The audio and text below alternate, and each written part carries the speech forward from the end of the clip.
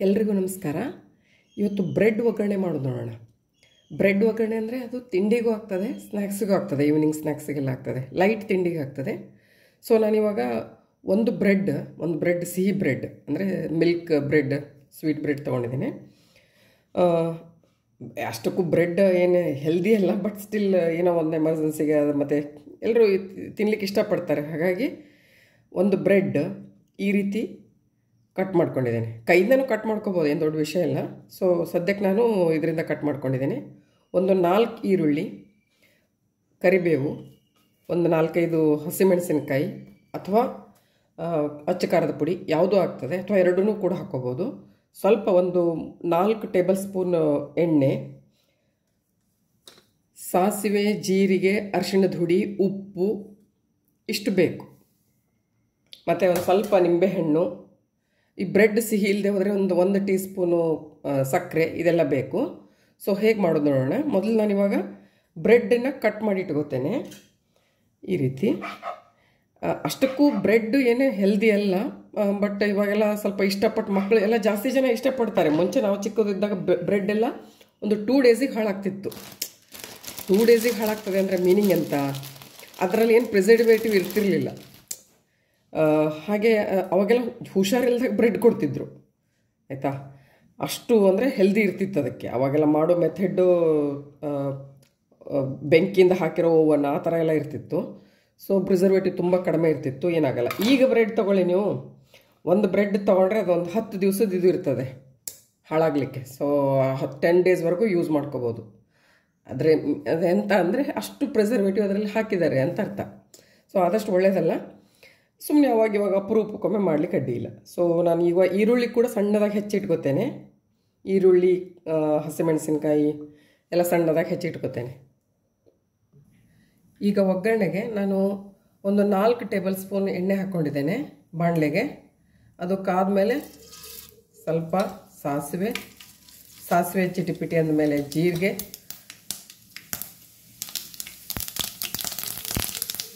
ಆದಮೇಲೆ ಈರುಳ್ಳಿ, ಮೇಲ್ಗಡೆ ಈರುಳ್ಳಿ ಆದಮೇಲೆ ಹಸಿಮೆಣಸಿನ್ಕಾಯಿ, ಈರುಳ್ಳಿ ನಂತರ ಹಾಕ್ಕೊಳ್ಳೋದು. ಏನಕ್ಕೆ ಅಂದರೆ ಘಾಟ್ ಕಮ್ಮಿ ಆಗಲಿ, ಘಾಟ್ ಬರಬಾರ್ದು ಅಂತೇಳಿ. ಡೈರೆಕ್ಟಾಗಿ ಈರುಳ್ಳಿ ಹಾಕಿದಾಗ ಎಣ್ಣೆಗೆ ಹಸಿಮೆಣಸಿನ್ಕಾಯಿ ಹಾಕಿದಾಗ ಘಾಟ್ಗಳ ಚಾನ್ಸಸ್ ಇರ್ತದೆ. ದೆನ್ ಕರಿಬೇವು, ಸ್ವಲ್ಪ ಇದನ್ನು ಬಾಡಿಸ್ಕೊಳ್ಳಿಕ್ಕೆ ಒಂಚೂರು ಒಂದು 10 ಸೆಕೆಂಡ್ ಬಾಡಿಸಿ ಇದನ್ನು ಕ್ಲೋಸ್ ಮಾಡ್ತೇನೆ. ಲಿಡ್ ಕ್ಲೋಸ್ ಮಾಡಿ ಇನ್ನೊಂದು 10 ಸೆಕೆಂಡ್ ಇಡ್ತೇನೆ. ಒಂದು 10 ಸೆಕೆಂಡ್ ಆದಮೇಲೆ ತೆಗಿಯುವ. ಆಮೇಲೆ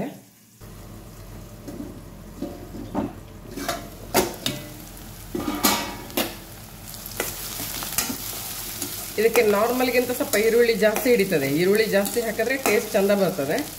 ಸೊ ಇವಾಗ ಅರಿಶಿಣದ ಹುಡಿ ಇಷ್ಟು ಬೆಂದ ಮೇಲೆ, ದೆನ್ ಕೆಂಪು ಖಾರದ್ದು ಪೌಡರ್, ರೆಡ್ ಚಿಲ್ಲಿ ಪೌಡರ್. ಬೇಡ ಅಂದವ್ರು ಸ್ಕಿಪ್ ಮಾಡ್ಕೋಬೋದು, ಇಲ್ಲ 2ರಲ್ಲಿ 1 ಹಾಕೋಬೋದು. ನಾನು 2 ಹಾಕ್ಕೊಂಡಿದ್ದೀನಿ, ಹಸಿಮೆಣಸಿನ್ಕಾಯಿ ಮತ್ತು ಸ್ವಲ್ಪ ಕೆಂಪು ಖಾರದ ಪುಡಿ.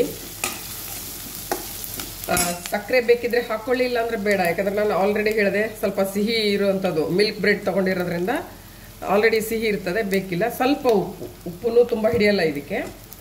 ಸ್ವಲ್ಪ ಉಪ್ಪು ಹಾಕಿ ಒಂದು ರೌಂಡ್ ಮಿಕ್ಸ್ ಕೊಟ್ಟು ಇನ್ನೊಂದು 1 ನಿಮಿಷ ಬೇಯಿಸೋದು.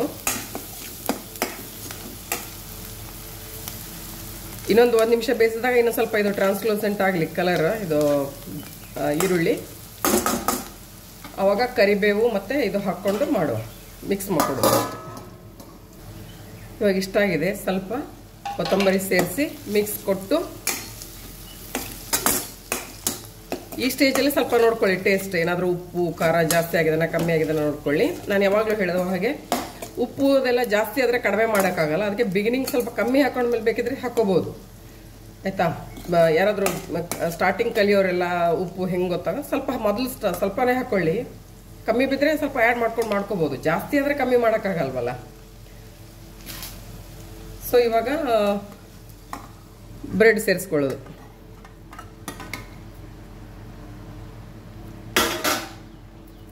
ಸೇರಿಸಿ ಒಂದು ಮಿಕ್ಸ್ ಕೊಡೋದು. ಇವಾಗ ಸರಿಯಾಗಿ ಮಿಕ್ಸ್ ಕೊಟ್ಟಿದ್ದೀನಿ. ಒಂದು ನಮಗೆ ಎಷ್ಟು ಬೇಕೋ ಅಷ್ಟು ನಿಂಬೆಹಣ್ಣಿನ ರಸ ಹಾಕ್ಕೊಂಡು ಇನ್ನೊಂದು ಬಾರಿ ಮಿಕ್ಸ್ ಕೊಟ್ಟು ಇಳಿಸಿದ್ರೆ ಆಯಿತು. ಸೊ ಅಲ್ಲಿಗೆ ಡನ್. ಇದು ಬ್ರೆಡ್ ಇರೋದ್ರಿಂದ ಎಲ್ರಿಗೂ ಇಷ್ಟ ಆಗ್ತದೆ, ಮಕ್ಕಳಿಂದ ಹಿಡಿದು ದೊಡ್ಡವರಿಗೆಲ್ಲ ಇಷ್ಟ ಆಗ್ತದೆ. ಸಿಂಪಲ್ ಆಗಿ, ಅಂದರೆ ನಮ್ಗೆ ಯಾವತ್ತೂ ತುಂಬ ಹೆವಿ ತಿಂಡಿ ಬೇಡ ಅಂತ ಅನ್ನುವಾಗ ಇದನ್ನು ಮಾಡ್ಕೋಬೋದು. ದಯವಿಟ್ಟು ಟ್ರೈ ಮಾಡಿ, ಕಮೆಂಟ್ ಮಾಡಿ. Thank you so much.